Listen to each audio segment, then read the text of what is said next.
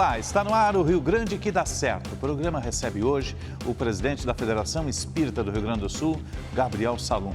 Seja bem-vindo ao nosso Rio Grande que dá certo. Obrigado pela presença conosco. Muito obrigado, Osíris, Ana. Saudamos aos nossos telespectadores. É sempre uma alegria estar com vocês aqui na Band. A alegria toda nossa. Participa dessa mesa também Ana Cássia Henrich, que está retornando. Obrigado, Ana, pela presença conosco. Eu que agradeço sempre esse convite aqui, Osíris, e o teu carinho. A Federação está quase completando 100 anos, fez um congresso muito importante com o viés da educação.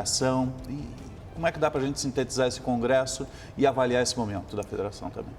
É um momento belo, assim, que muitos dos nossos esforços, quando eu digo nossos, até daqueles que nos antecederam ao longo desses 100 anos, eles vêm atingindo resultados muito importantes. O Congresso, ele teve a sua temática central na educação com Jesus numa perspectiva de educação intelectual, mas também educação moral, a renovação de hábitos das criaturas humanas. Sim, comportamento. Exatamente. E é bem aquilo que a gente percebe hoje nos nossos contextos sociais. Nós temos hábitos tanto individuais quanto coletivos, adoecidos em grande parte, e que têm nos trazido a circunstâncias de vulnerabilidade ética, emocional, psicológica e espiritual também, e uma proposta educativa à luz da doutrina espírita de que nós tenhamos a coerência de vivermos de acordo com quem realmente somos, né? Espíritos imortais e criaturas que têm uma trajetória terrena destinada ao progresso, destinada à evolução. Muitas vezes nós nos esquecemos disso, fazer nos o bem, distraímos, não é? Então, o nosso esforço todo tem sido esse, tanto naquelas instituições que integram a Federação Espírita do Rio Grande do Sul, que são mais de 400 no nosso estado, mas também com uma visão da sociedade em geral, onde há a perspectiva de uma influência ética, independentemente de religião, mas de transformação, né, Ana, das condutas, de nós pensarmos em fraternidade, em cooperação, em sinergia no bem, nós temos atuado sempre, né? O Osíris trouxe muito bem esse resgate, né, dos 100 anos da Federação. Nesse período todo, né, 100 anos, mas levando lá para a época do decodificador da doutrina espírita, o Allan Kardec. Inclusive tem um filme, né? Está Exatamente. circulando aí, recomendo. Esteve excelente. há pouco tempo na sala de cinema. Exatamente. O que nós podemos dizer para os telespectadores que evoluiu no Espiritismo neste tempo todo? Na verdade, Ana, Osíris, amigos nossos, a doutrina espírita ela tem um conjunto de princípios que são os mesmos princípios da lei natural ou divina, assim como as leis da física, que regem, né, os fenômenos naturais que a gente conhece da matéria, nós temos as outras leis que regem os fenômenos morais ou espirituais. Isso é imutável. Mas o que é que ocorre? Nós evoluímos na compreensão desses princípios. E as nossas organizações humanas voltadas para isso, o movimento espírita, chamamos assim, a organização federativa, ela vai se aprimorando em compreender a sua tarefa e se organizar para avançar nesse sentido. Então, aos tempos de Kardec, nós tínhamos ainda um estranhamento. A abordagem científica da doutrina espírita veio nos demonstrar que não há milagres, mas há, isto sim, fenômenos explicados à luz da razão, porque a nossa perspectiva de fé é uma perspectiva de fé raciocinada. De lá para cá, essa consciência e a evidência científica de que somos espíritos imortais, ela vai mexendo com os nossos interesses íntimos, com as nossas resistências, com o nosso modo de vida. Então, nós temos fases de propagação do espiritismo, né, que passam pela descoberta do fenômeno, passam pela curiosidade, passam pela aceitação, e hoje nós vivemos uma fase de influência sobre a ordem social, não com o objetivo de impor nada a ninguém, mas de que essa realidade científica que demonstra quem nós somos, a reflexão filosófica que vai responder quem eu sou, de onde venho, para onde vou, qual o sentido da vida na Terra, tenha de fato uma consequência prática na forma como eu me relaciono, nas prioridades que eu elejo em relação ao meu tempo, na perspectiva que eu tenho do que é sucesso na vida, se é só o acúmulo de bens, a visibilidade e o poder, ou é algum tipo de bem-estar pela tranquilidade de consciência.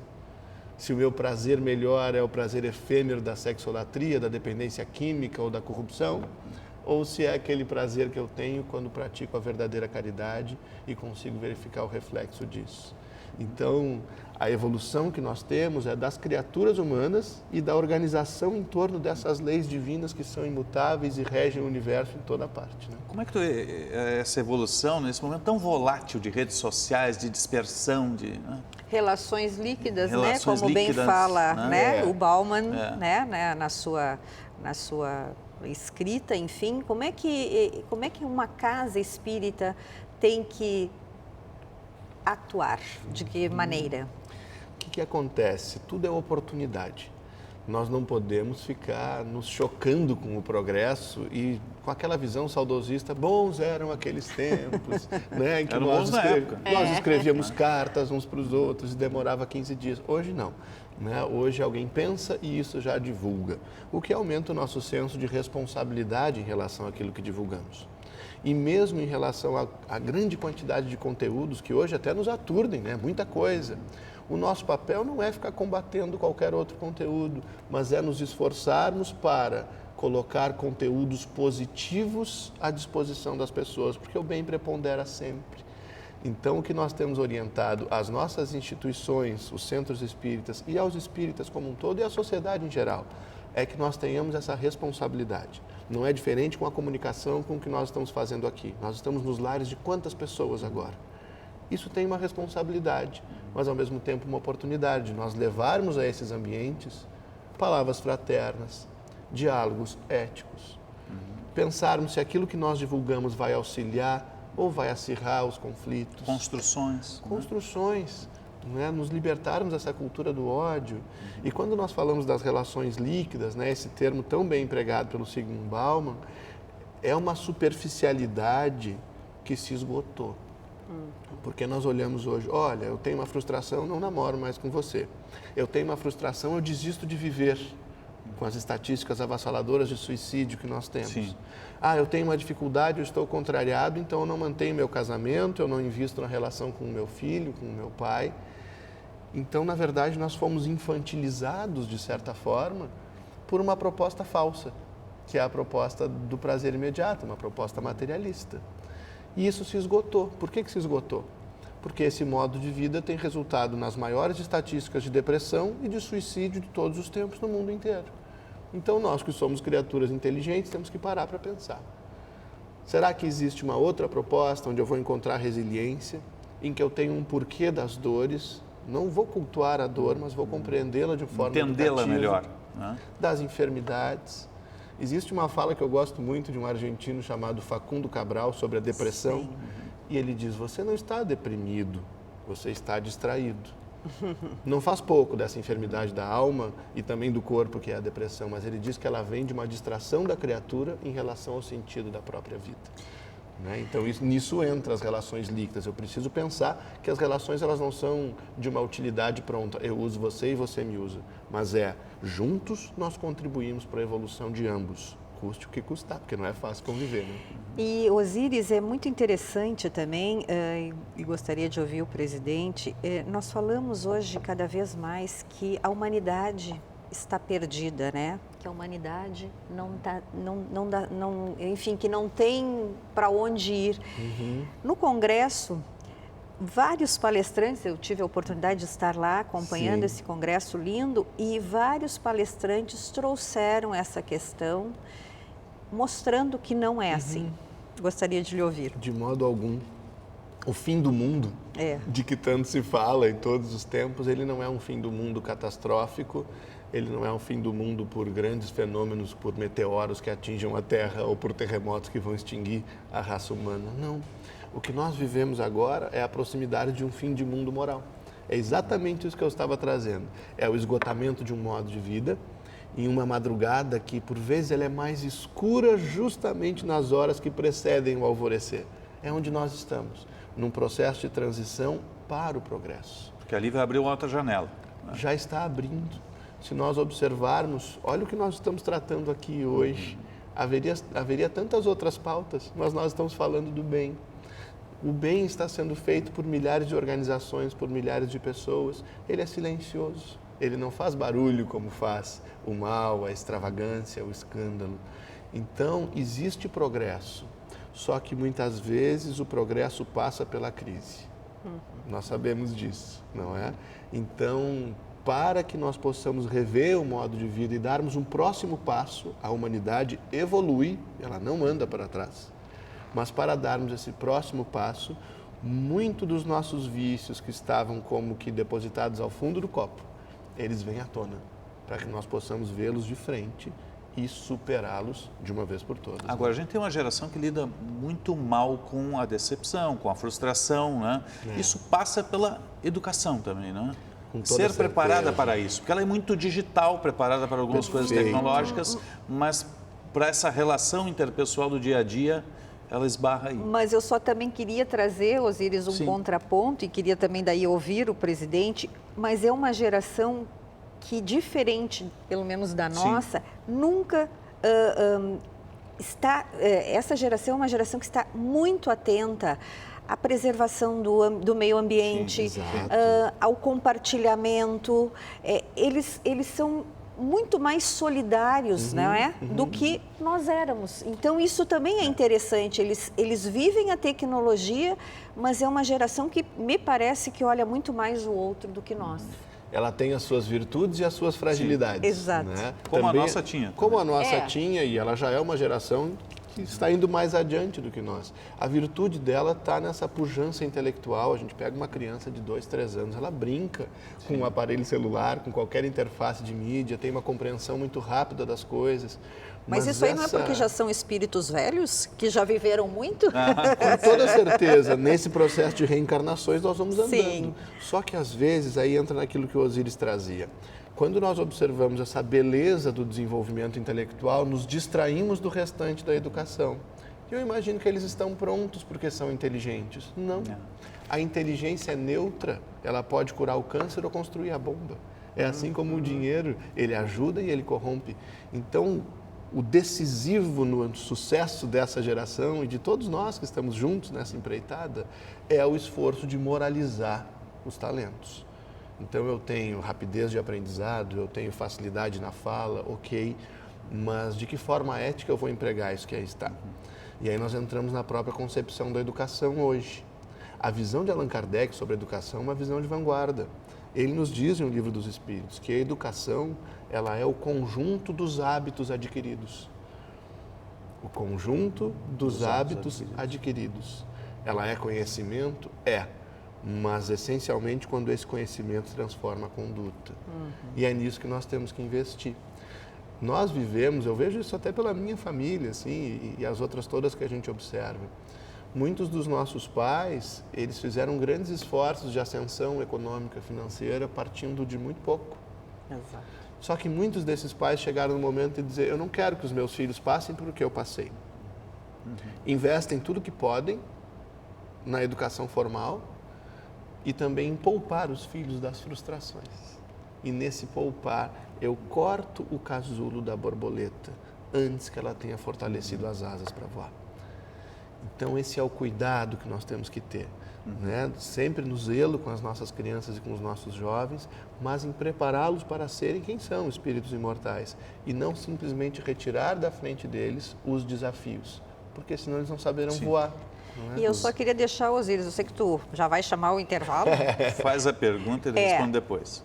Eu gostaria de lhe ouvir, falam, ainda existe, né, muita percepção de que o Espiritismo prega o sofrimento.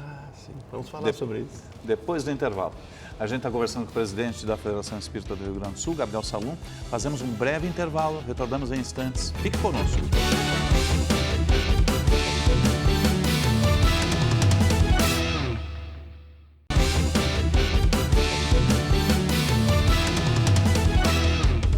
Estamos retornando com o Rio Grande que dá certo, hoje recebendo o presidente da Federação Espírita do Rio Grande do Sul, Gabriel Salum.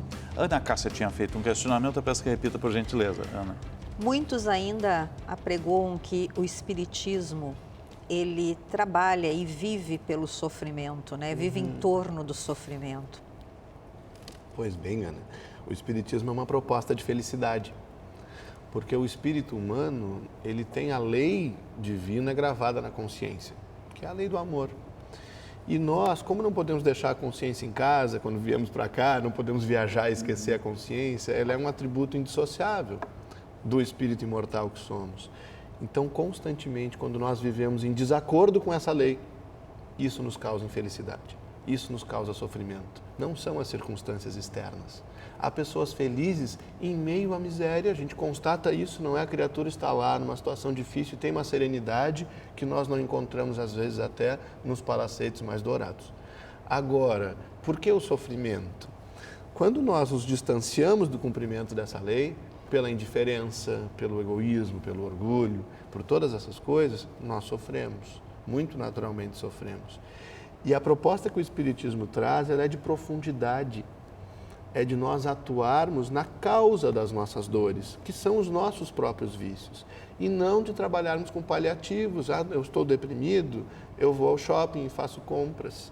Eu vou buscar um esporte radical que vai me gerar o máximo de adrenalina. A gente brinca até com os jovens. Sim. Radical é reforma íntima. Sim. Mergulhe em si mesmo para ver quanta coisa radical a gente descobre. Então, o Espiritismo, de modo algum, ele cultiva o sofrimento. Mas ele não é uma proposta de superficialidade, de buscas imediatas de euforia que nós confundimos com felicidade. Ele é uma proposta de conquista de felicidade real pela transformação moral. Isso é definitivo. É diferente. Então, nós não cultuamos o sofrimento. Às vezes até parece. Parece, né? É que nós lidamos com a dor de uma forma profunda. Né? E buscamos transformar as causas disso e não apenas atuar na superfície. O nosso presidente é advogado no dia a dia, né? Como é que você consegue conciliar vivenciando esse dia a dia, até porque trabalha muito com gestão de crise, né? A gente estava conversando que é uma pauta ali, absolutamente materialista. Né? Como é que é esta conciliação? Essa dialética. Na verdade, eu nem saberia fazer isso se não fosse dessa forma, porque nós atuamos, sim, em meios muito delicados, né? A interface com o Poder Judiciário, a relação com clientes. Você é criminal? Eu trabalho com direito empresarial. Empresarial. Né? E com uma gama abrangente disso, em que nós lidamos com empresas pequenas, médias ou até gigantescas, né? E algumas envolvidas, inclusive, em situações difíceis. E nós vamos constatando que sempre, Ana, a base das crises não é política, não é econômica, não é financeira. A base da crise é sempre ética. E aqui não vai nenhum julgamento, mas vai uma constatação de que o fator de equilíbrio das organizações, ele é a fraternidade. Quando eu perco o equilíbrio no meu processo de liderança, por exemplo, e busco explorar, de certa forma, o capital, as pessoas, aquilo me vulnera. Né? Quando eu tenho descaso com aquilo que eu estou gerindo, ou a falta de observação da responsabilidade social daquela organização que está nas minhas mãos, ela se constitui numa casa construída sobre areia. O alicerce não é sólido. Então, eu posso ter curvas mais ou menos longas, mas em algum momento isso cai. E é sempre assim. Então, a nossa perspectiva de atuação na advocacia, ela é coerente com a doutrina espírita, porque ela precisa ser uma atuação educativa. O meu contato com os clientes, com os empresários, ele precisa ser de modo a auxiliá-lo na melhoria das suas práticas. Aí faz sentido. Não é que a gente só trabalhe para quem não erra, de modo algum. Mas nós não podemos ser aqueles que... Vai além de só a vitória na causa. Não é só isso.